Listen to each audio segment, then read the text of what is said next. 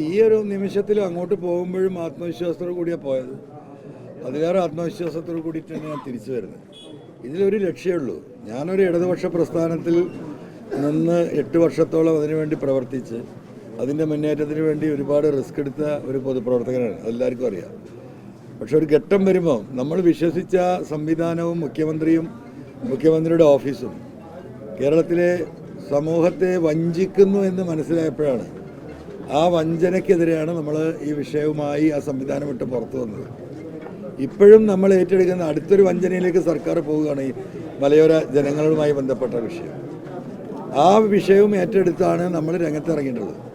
അതുകൊണ്ട് സ്വാഭാവികമായിട്ടും ഏറ്റെടുത്ത വിഷയം കേരളത്തിലെ ബഹുജനങ്ങളും കേരളത്തിലെ പ്രതിപക്ഷവും എല്ലാവരും വളരെ ഗൗരവമായിട്ട് ഈ നിയമ ഭേദഗതിയെ കാണുകയും അതിനെ എതിർക്കുമെന്ന് ബഹുമാനപ്പെട്ട കുഞ്ഞാലിക്കുട്ടി സാഹിബ് ഉൾപ്പെടെ പ്രതിപക്ഷ നേതാവ് വി ഡി സതീശൻ ഉൾപ്പെടെ KPCC പ്രസിഡന്റ് രമേശ് ചെന്നിത്തല ഉൾപ്പെടെ ഇപ്പോൾ പറഞ്ഞു കഴിഞ്ഞു.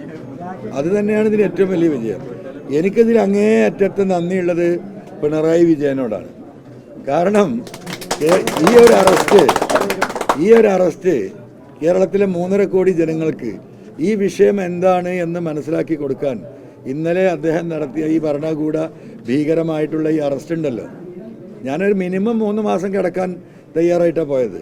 പക്ഷേ ഇവിടുത്തെ ജുഡീഷ്യറി എക്കാലത്തും എനിക്ക് വിശ്വാസമുള്ള, നമ്മളീ പല ഫൈറ്റുകളും നടത്തുമ്പോൾ ആരൊക്കെ എന്തൊക്കെ പറഞ്ഞാലും അന്നും ഇന്നും ഈ നിമിഷവും ഞാൻ വിശ്വാസം അർപ്പിക്കുന്നത് നമ്മുടെ ജുഡീഷ്യറിയിലാണ്, പ്രത്യേകിച്ച് കേരളത്തിൽ.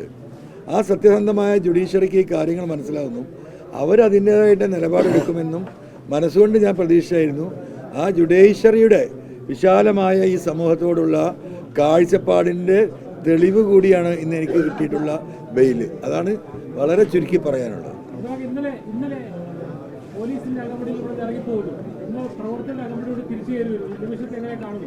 അല്ല, ഇന്നലെ പോലീസിൻ്റെ അകമ്പടിയോട് കൂടി പോകുമ്പോഴും ഇതേ പ്രവർത്തകർ ഇവിടെയൊക്കെ ഉണ്ട്.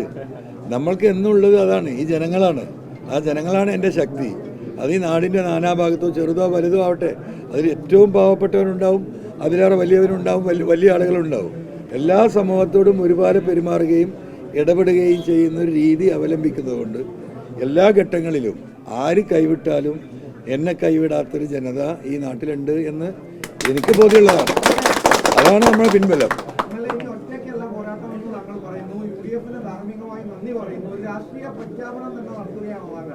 അല്ല, അത് അങ്ങനെ വേണമെങ്കിലും അങ്ങനെ എന്താ പറയുക നിങ്ങൾക്ക് കണക്കാക്കാം. എൻ്റെ മുമ്പിൽ ഒറ്റ ലക്ഷ്യമുള്ളൂ, അത് വളരെ വിശദമായിട്ട് നാളെ 9 മണിയുടെ പത്രസമ്മേളനത്തിൽ ആ രാഷ്ട്രീയവും നിങ്ങളോട് വിശദീകരിക്കുന്നതായിരിക്കും. ഞാൻ പറഞ്ഞു എല്ലാ UDF ലീഡർഷിപ്പിനും കിട്ടിയവരോടൊക്കെ പറഞ്ഞു. എല്ലാവരും കുഞ്ഞാടി സാഹിബിൻ്റെ അടുത്ത് ബന്ധപ്പെട്ടു, തങ്ങളെ ബന്ധപ്പെട്ടു, രമേശ് ചെന്നിത്തലയെ ബന്ധപ്പെട്ടു, വി ഡി സതീശൻ പ്രതിപക്ഷ നേതാവിനെ ബന്ധപ്പെട്ടു, CP ജോണിനെ ബന്ധപ്പെട്ടു. ഈ വിഷയത്തിൽ ഇടപെട്ട് സംസാരിച്ച, അതുപോലെ തന്നെ bishop, Bathery bishop, Thamarassery bishop, ബഹുമാനപ്പെട്ട റമജിയോസ് ഇഞ്ചാനിയൽ ബിഷപ്പ്, ഇവരെയൊക്കെ നമ്മൾ ബന്ധപ്പെട്ടിരിക്കുന്നു. നമ്മൾ നിർത്താം.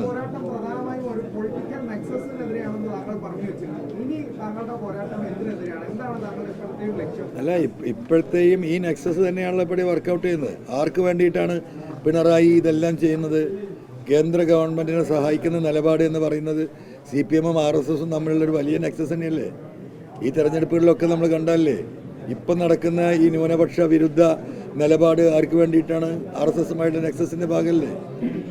ഈ പറയുന്ന പ്രിയങ്ക ഗാന്ധിക്കടക്കം കേരളത്തിലെ ന്യൂനപക്ഷങ്ങൾ വർഗീയവാദികളാണ് പ്രിയങ്ക ഗാന്ധിയെ ജയിപ്പിച്ചത് എന്ന് പോളിറ്റ് ബ്യൂറോ അംഗം ഇത് പറയുന്നത് എന്തിനു വേണ്ടിയിട്ടാണ്? അത് കേന്ദ്രമന്ത്രിമാർ ഏറ്റെടുത്തില്ലേ? ഉത്തരേന്ത്യയിലും ഡൽഹിയിലും അത് ചർച്ചയായില്ലേ? കാരണം വർഗീയവാദികളുടെ വോട്ട് വാങ്ങിയിട്ടാണ് പ്രിയങ്ക ഗാന്ധി ജനിച്ചത് എന്ന് പോളിറ്റ് ബ്യൂറോ അംഗം, മുഖ്യമന്ത്രിയും അത് കഴിഞ്ഞ് എന്താ പറയുക മറ്റു മന്ത്രിമാരും എൻഡോസ് ചെയ്ത് കഴിഞ്ഞു. അത് ഏറ്റെടുത്തിരിക്കുന്ന ആരാണ്? കേന്ദ്രത്തിലെ കേന്ദ്രമന്ത്രിമാരാണ്, RSSിൻ്റെയും BJPയുടെയും. എന്ന് പറഞ്ഞാൽ ഇതൊക്കെ ആ RSSും CPM-ഉം മാത്രമായിട്ടുള്ള നെക്സസിൻ്റെ കൃത്യമായ ഭാഗമല്ലേ. അതുകൊണ്ട് എവിടെയാണ് നെക്സസ് അവസാനിക്കുന്നത്?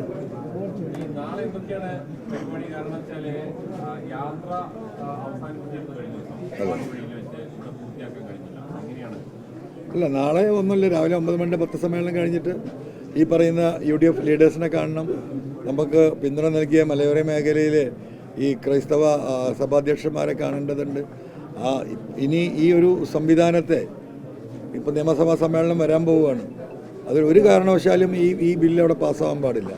ആ നിലപാടെടുക്കാൻ ശക്തമായ സമരം തുടങ്ങുമെന്നാണ് ഇന്നിപ്പോൾ കുഞ്ഞാടി സാഹിബിൻ്റെ പ്രസ്താവന കാർഡിൽ വരുമ്പോൾ ഞാൻ കേട്ടത്. ജനങ്ങൾ എതിർത്തെങ്കിലും സഭയിലെത്തിയാൽ ഇത് പാസ്സാകും ഉറപ്പല്ലേ. 98 MLA അവരുടെ കൂടെ, മൃഗീയമായ ഭൂരിപക്ഷം. എന്ത് ബില്ല് കൊണ്ടുവന്നാലും പാസ്സാക്കാൻ കഴിയും.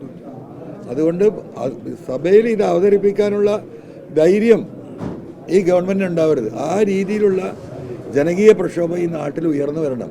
എങ്കിൽ മാത്രമേ ഈ ജനങ്ങളെ ഇതിനെ രക്ഷിക്കാൻ കഴിയുള്ളൂ. അതാണ് ഞാൻ പറയുന്നത്.